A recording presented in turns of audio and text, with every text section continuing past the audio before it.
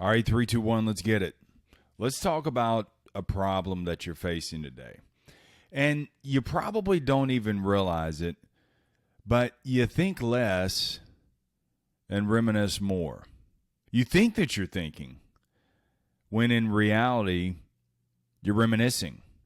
And reminiscing is when you just kind of drift off into those days that have long passed. And these are those would have, should have, could have, but you didn't kind of days.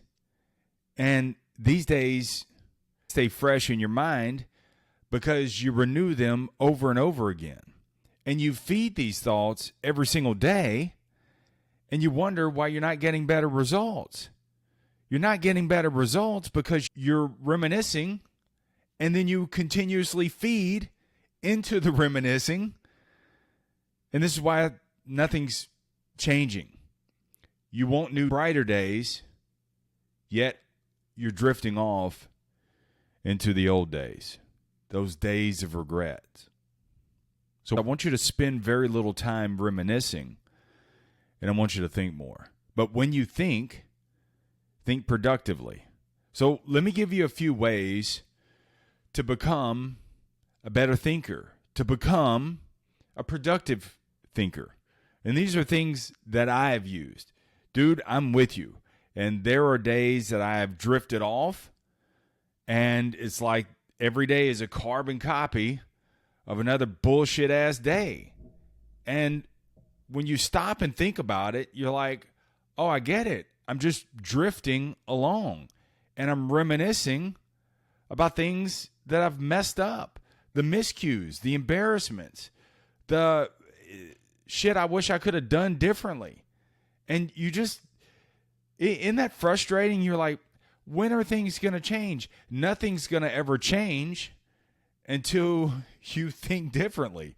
Because when you think differently, then you're going to be able to act more productively.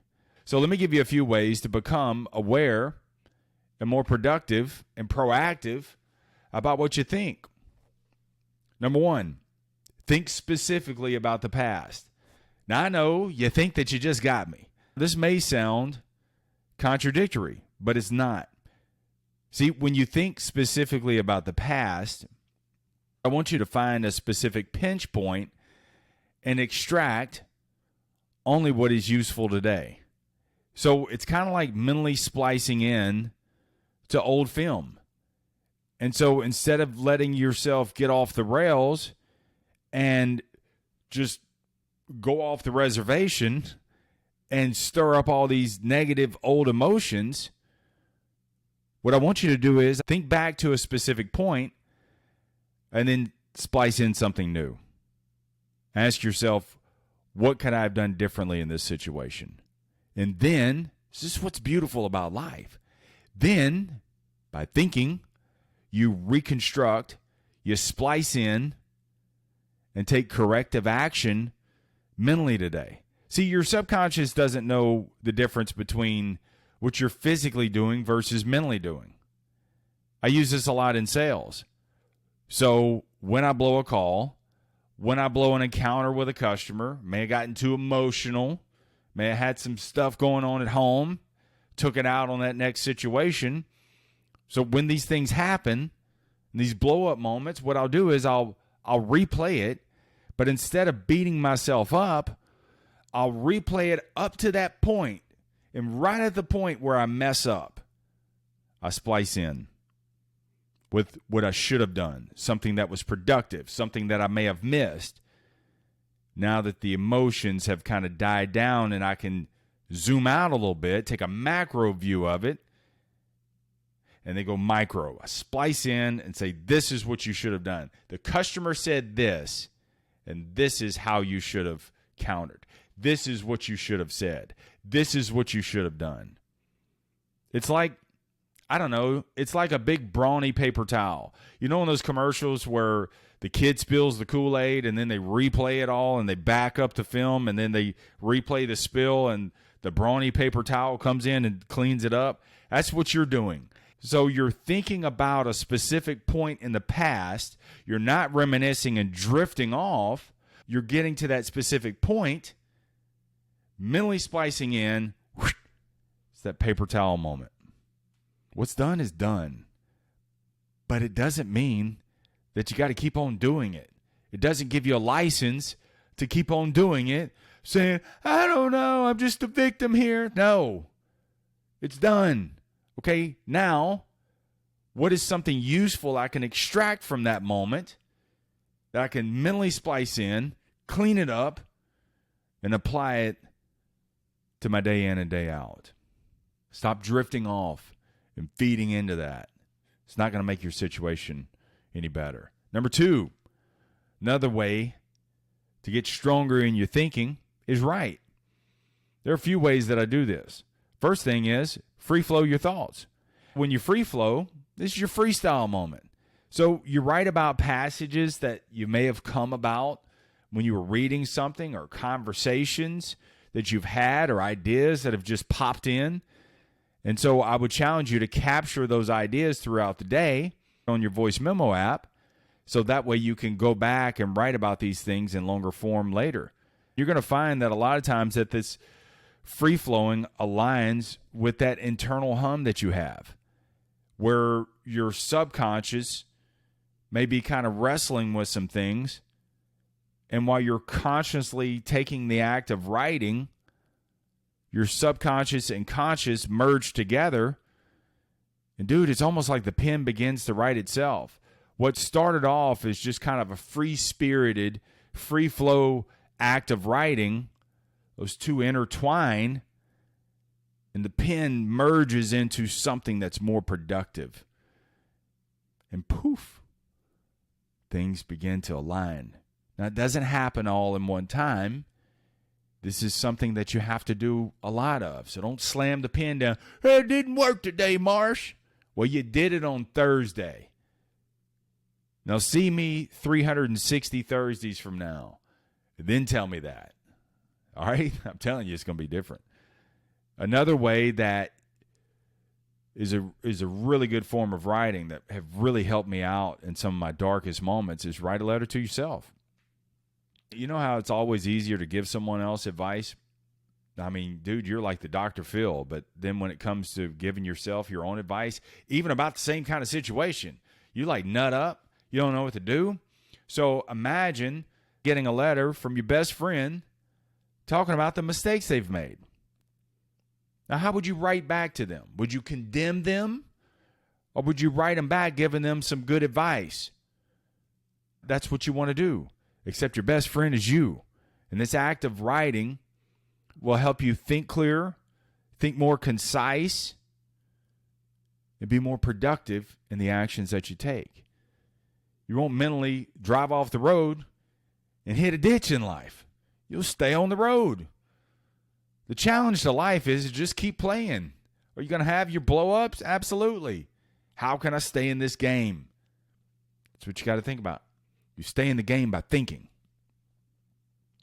Number 3, another way to think is plod a plan. P-L-O-D. I don't know if it's got 2 D's or not. Somebody hit me up and let me know.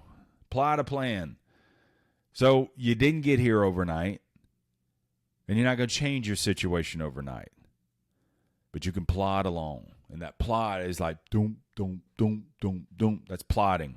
All right? And let me tell you something. Change happens immediately. But the results take time to reveal themselves. We all want instant change. Good. You can have instant change. How that change manifests, that takes time. So you got to look at change. It's immediate. It's an investment.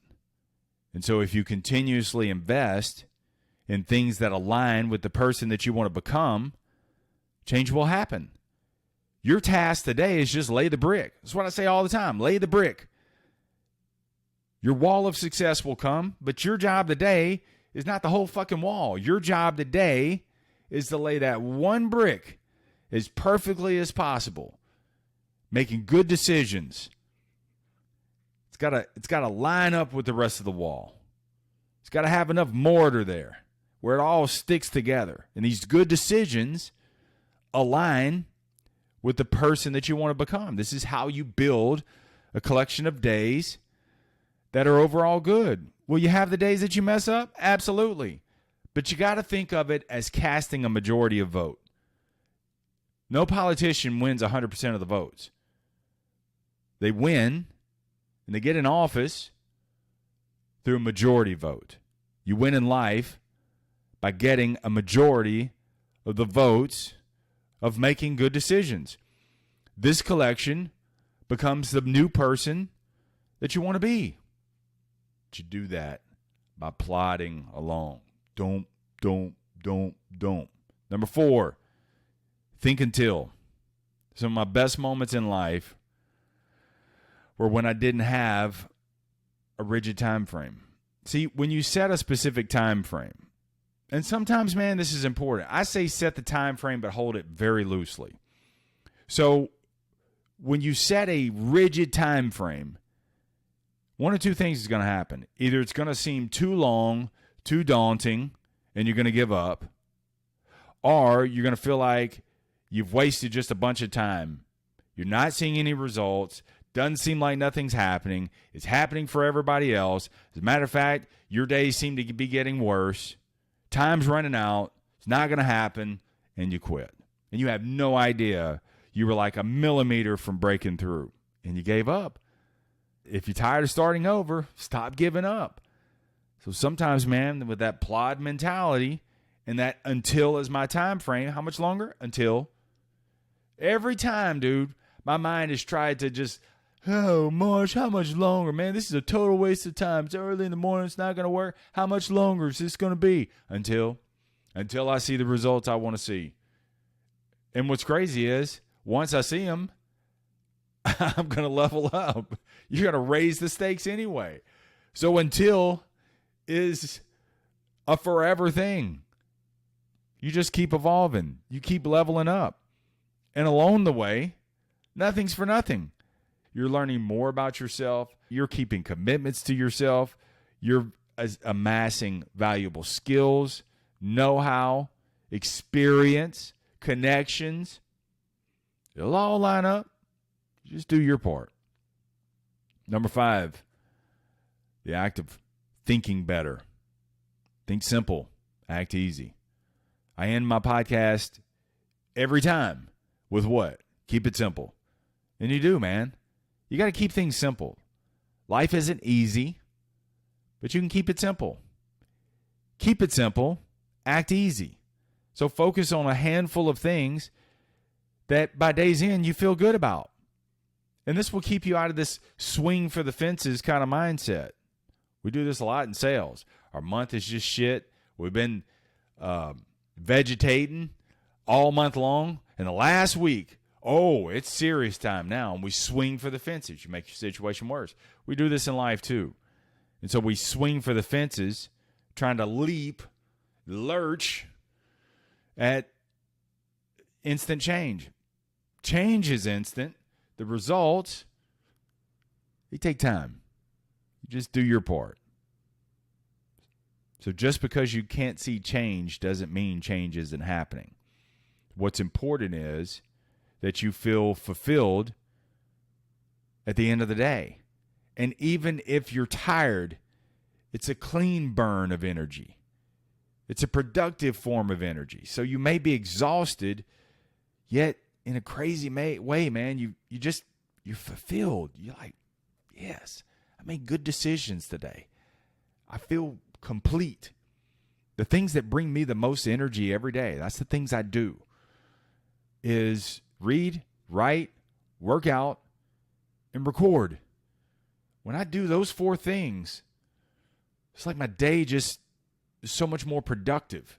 So what are the things that bring you the most energy? I actually wrote something about this. This brings it up. I think I wrote it a few days ago. I need to record that. So I'll bring it to you probably next. Last. All right, let's get out of here. Last. Read, soak, don't buy. I love this one. Read, soak, don't buy. So y'all know how I am. 15 minutes of random reading every day. Just pick a random, go to the bookstore, pull it off the shelf, read 15 minutes, put it back on the shelf, get out of there. how many books you read is irrelevant. What you do with what you read, how you apply it to your life, that's the only thing that's relevant. So I would challenge you, 15, 20 minutes of random reading. You don't have to power through a whole book. If you want to read something in longer form as time allows, so be it. But read randomly. Pick a subject, read about it, and then just soak in that. Like, imagine a big bubble bath, and you're soaking in what you just read today. Soak it in. But don't buy. I don't want you to buy a license. I don't want you to buy a 90-day course, a seminar. I don't want you to do any of that. Not yet. Just become familiar. A lot of times, man, we want to change, and we're tired of this situation, and we think, oh, okay, well, I'm going to put all this money on a credit card, make your situation worse. Or I'm going to borrow the money, make your situation worse. And you think that the license, you think that the seminar, you think that the webinar, you think that the course, you think that the schooling is going to change your situation. No. Thinking, soaking, becoming familiar with it, it's what's going to begin to initiate the change. A lot of times, dude, you can become self-educated. You can. Are there times that you need to level up? Possibly. But right now, right off the bat, maybe not so much. Give yourself at least 90 days just to become familiar with those things. Set something like that. Like, man, I really want to buy this thing. Until you can afford it and pay cash for it, don't do it. That affords your commitment. And you can find 30 days from, oh, I didn't want it anyway. But if you pass that 30 days, that 60-day, bro, you're starting to click along. At 90-day, boom, you earned it. If you want to buy it, buy it.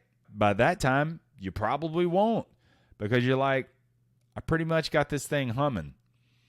And besides, that person that you want to buy from, if you watch enough of their content and study it, you'll get bits and pieces of it over 90 days, over the course of a year. You probably get most of it. You soak it in and then put it together for yourself. All right? The challenge to this is today I want you to think how little you give to thinking. How much are you reminiscing and drifting off versus how much are you actually thinking? That's what's important. And when you have that awareness, then you're going to think better. You're going to be alert. This is how the years get away from you. The day got away from you. Your situation just keeps getting worse. It's because you're drifting. You're reminiscing. And what's lovely about life is it's not as complicated as we think. I mean, if you just go back over the list of what I just said, I mean, all of this, man, none of this requires any investment outside of just you. Just budgeting a little time, thinking specifically about the past, writing, free-flowing, or letter to yourself.